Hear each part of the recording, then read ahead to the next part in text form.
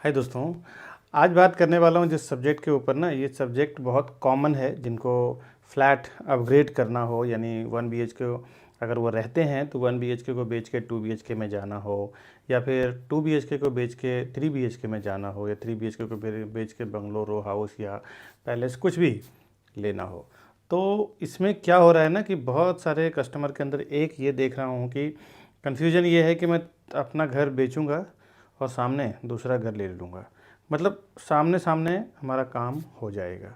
लेकिन दिक्कत क्या हो रहा है ना कि ये सब बहुत कम होता है, बहुत रेयर हो पाता है कि आपने 2 BHK बेचा और सामने आपने 3 BHK ले लिया। मैं रीसेल की बात कर रहा हूँ, या फिर न्यू प्रोजेक्ट की भी बात करूँ तो वहाँ पे भी कभी कभी डेवलपर जो टाइम देते हैं ना कि मैं करेक्ट 2-3 महीने में दे दूंगा, वहाँ पे भी 2-3 महीना कभी कभार आगे हो जाता है। और प्रॉब्लम क्या होती है कि वो घर बेच चुके होते हैं और फिर वो अफरा तफरी में रहते हैं, फाइट हो जाती है।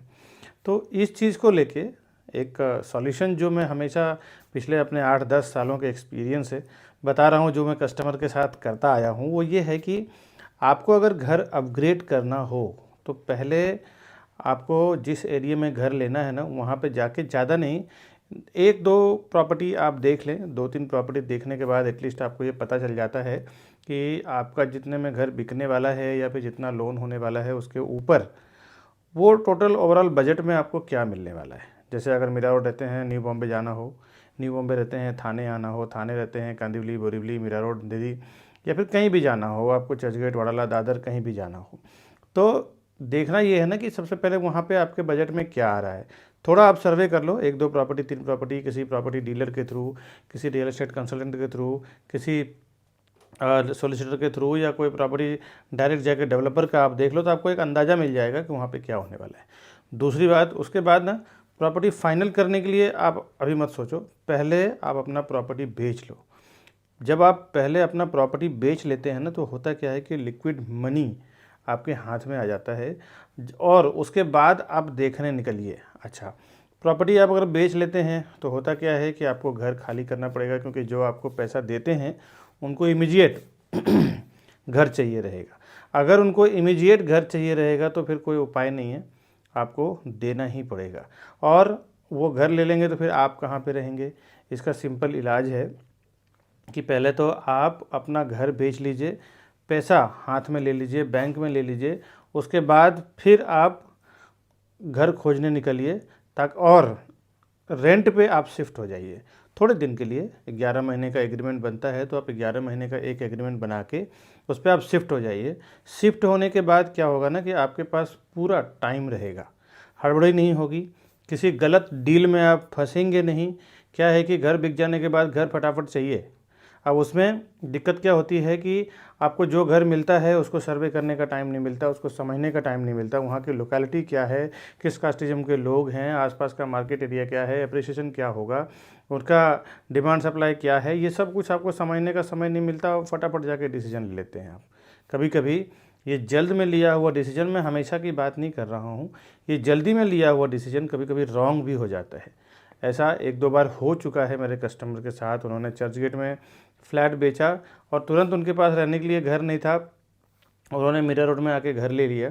और घर लेने के बाद हुआ क्या कि जो प्रॉपर्टी लिए, और लेने के टाइम तो एक बार उन्होंने देखा, रजिस्ट्रेशन कर लिया, लेकिन बाद में फिर ये दिक्कत हो गई कि उनके कास्टिज्म के हिसाब से वो खुद एक जैन परिवार से बिलोंग करते हैं, और वो जो सोसाइटी था वो अदर कास्ट के लोग वहाँ पे रहते थे, जिसके वजह से उनको विद इन 4 मंथ वो प्रॉपर्टी सेल करना पड़ा एक 20 लाख रुपए के नुकसान में। क्योंकि उनको वहाँ पे जमा ही नहीं, वो लोकेलिटी नहीं जमा, वहाँ के जो कास्टिज्म जो अंडरस्टैंडिंग के लोग थे वो उनको जमा ही नहीं। उसके बाद क्या हुआ कि 15 लाख रुपए नुकसान किया उन्होंने, दूसरा प्रॉपर्टी लिया जहाँ पे उनको समझ में आया, और वापस से 40 लाख रुपए लगा के उन्होंने उस प्रॉपर्टी को परचेस किया। तो ये जो लर्निंग है ना, ये लर्निंग से हमें समझने को ये मिलता है कि आप प्रॉपर्टी खरीदने में हड़बड़ी ना करें। आपका अगर घर बेच लें, आप रेंट पे शिफ्ट हो जाएं, रेंट पे शिफ्ट होने के बाद फिर आप प्रॉपर्टी खरीदने के लिए निकलें। क्योंकि जनरली काम धंधा करने वाले, बिजनेस करने वाले, व्यापार जॉब करने वाले लोगों के पास समय नहीं होता कि रोज़ जाके प्रॉपर्टी देखें। उनको सैटरडे संडे काम के लिए मिलता है, उसी दिन वो प्रॉपर्टी देखने जाते हैं, और एक सैटरडे संडे में काम नहीं हुआ तो 2 या 3 भी लग जाता है। जब तक कि आपके 70-80% क्राइटेरिया में प्रॉपर्टी नहीं बैठ जाता ना, कम से कम 50-60%, 70% तो बैठना चाहिए। देखिए क्या है, आप 1 करोड़ 2 करोड़ 3 करोड़ तो छोड़िए, अगर आप 50 करोड़ का भी प्रॉपर्टी लेते हैं ना, तो भी आपको 100% आपके क्राइटेरिया में नहीं बैठता है। कुछ ना कुछ उसमें करेक्शन, कुछ ना कुछ अंडरस्टैंडिंग करना ही पड़ता है। तो एटलीस्ट 60-70% आपके अंडरस्टैंडिंग में बैठ जाए तो वो प्रॉपर्टी आप फाइनल कर लीजिए। 70% भी बैठ जाए ना, वास्तु के हिसाब से, बजट हो गया, लोकेशन हो गया, ये सब के हिसाब से, तो आप वो प्रॉपर्टी परचेस करें।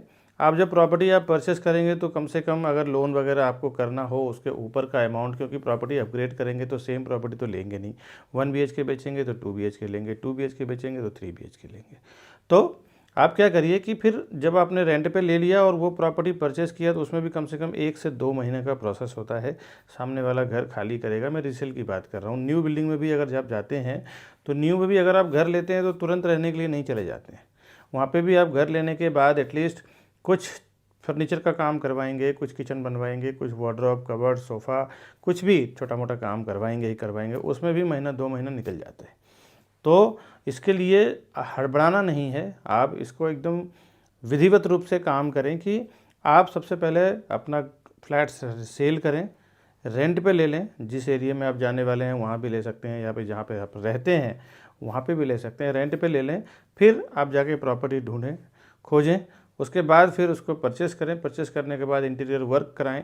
3-4 महीने 5 महीने का जो भी प्रोसेस हो, प्रॉपर तरीके से ये करने के बाद फिर आप वहाँ पे शिफ्ट हो जाइए। अब शिफ्ट होने के लिए आपको क्या लगता है, अगर आप 11 महीने का रेंट, 11 महीने का एग्रीमेंट बनाते हैं, 3-4 महीने का रेंट जाता है, 5वां महीना आप उसको नोटिस देके 1 मंथ नोटिस का एग्रीमेंट आप बनवा लें। 1 मंथ नोटिस में खाली कर दें घर आप, आपका डिपॉजिट भी रिफंड मिल जाएगा।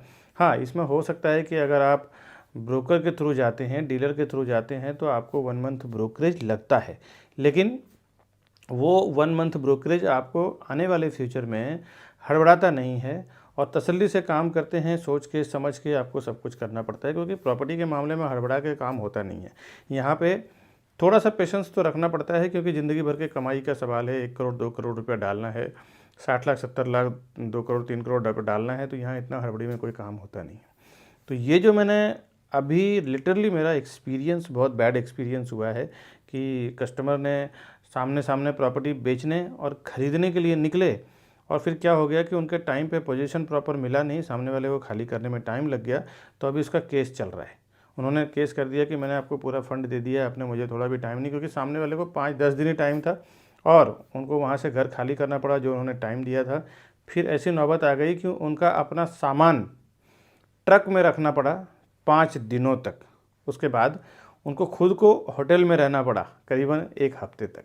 तो ये जो प्रॉब्लम हुई ना, इस प्रॉब्लम के लिए मैंने जो लर्न किया वो मैंने अपने कस्टमर से शेयर किया, अपने बायर से, व्यूअर से शेयर किया, ताकि ये अवेयरनेस आ जाए कि अपने प्रॉपर्टी जब अपग्रेड करना हो तो उसको एक्चुअल किस तरह से करना है।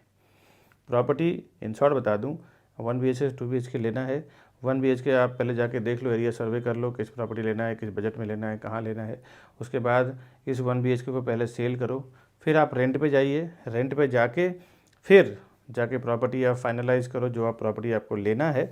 और प्रॉपर्टी फाइनलाइज़ करने के बाद फिर आप जाके उसको रजिस्ट्रेशन करिए, लोन करिए, पोजीशन लीजिए। पोजीशन लेने के बाद इंटीरियर वर्क करवाइए। कंप्लीट जब ब्यूटीफुल तरीके से आपका फ्लैट रेडी हो जाता है, उसके 15 दिन पहले आप खाली करने का नोटिस दे दो। किसको? जहाँ पे आप रेंट पे रह रहे हो ना, वहाँ पे आपने खाली करने का नोटिस दे दिया। उसके बाद फिर आप 15 दिन का पहले नोटिस देंगे तो 15 दिन हो सकता है कि आपका फ्लैट 15 दिन में रेडी हो ही जाएगा। तो आप वहाँ पे सामान लेके शिफ्ट हो जाइए। आपका जाएगा 3-4-5 महीने का रेंट, लेकिन बहुत ही शांतिपूर्ण तरीके से काम होएगा और आपके पास टाइम होगा तो आप सही डिसीजन ले पाएँ। मेन तो क्या होता है ना कि प्रॉपर्टी के मामले में जब हड़बड़ाने के बाद आदमी सही डिसीजन नहीं ले पाता है। तो सबसे पहले तो सही डिसीजन लेने के लिए ना आपके पास समय चाहिए, तो वो आप ज़रूर लें। दोस्तों, कैसा लगा ये अपडेट आप कमेंट करके बताइएगा। साथ ही साथ हमारे चैनल को सब्सक्राइब भी करिएगा। प्रॉपर्टी के वीडियोस तो डालता ही रहता हूँ। मिलेंगे दोस्तों नेक्स्ट वीडियो में, तब तक के लिए नमस्कार।